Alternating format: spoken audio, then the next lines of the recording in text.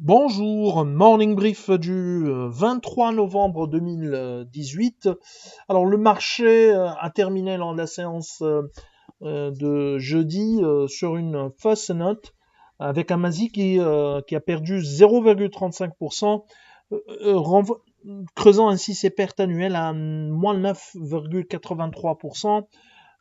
Les volumes sont moyens à 71 millions de dirhams, dont 20 millions 9 sur Doha. À propos de Doha, on rappelle encore une fois que le groupe Sefrioui est en lice pour devenir le principal actionnaire ou pour reprendre Cartas Cement.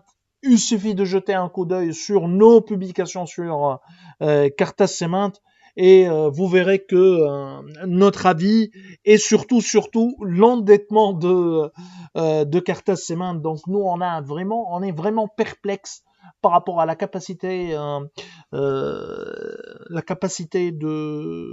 d'achat ou d'acquisition de la part de Sefrioui, et surtout pour un actif aussi endetté et qui a des problèmes même et des difficultés de rembourser sa dette. On y reviendra avec un peu plus de détails dans les jours qui viennent, surtout que Sefrioui, en rumeur d'ici du marché action tunisien, c'est qu'il est le principal favori pour reprendre Carthage, les 50% du capital de Cartas Cement.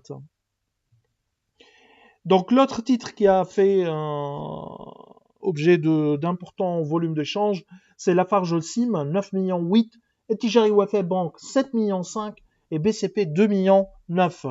Alors, en ce qui concerne les principales variations de la journée, Société de Boissons du Maroc affiche une hausse de 9,80%, CIH 1,75%, et Autohol qui a pris 1,71%. Doha perd presque 10%, 9,94%. Total Maroc recule de 3,80%.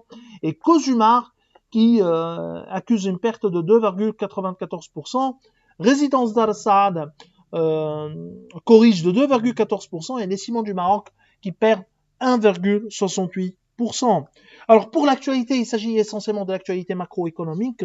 Moody's qui dégrade les perspectives de la notation long terme du Maroc de stable à négative, en maintenant bien sûr sa notation à B1, à BA1. La dégradation des perspectives est justifiée par le ralentissement du rythme d'assainissement budgétaire, impliquant ainsi une augmentation du ratio dette sur PIB, ce qui signifie que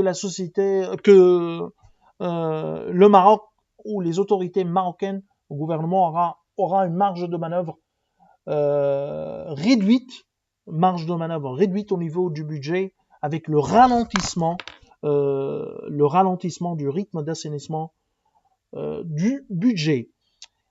Alors l'autre actualité concerne le taux d'inflation au Maroc. Il est de 0,1% en rythme mensuel, dont recul.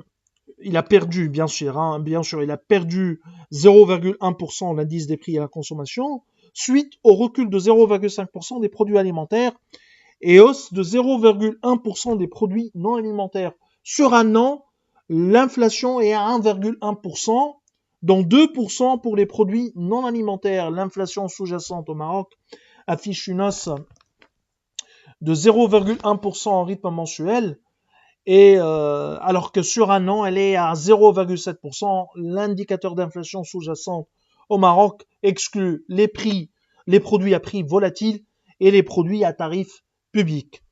C'est tout ce qu'on a pour ce matin. Je vous souhaite un bon week-end et je vous donne rendez-vous à lundi prochain. Au revoir.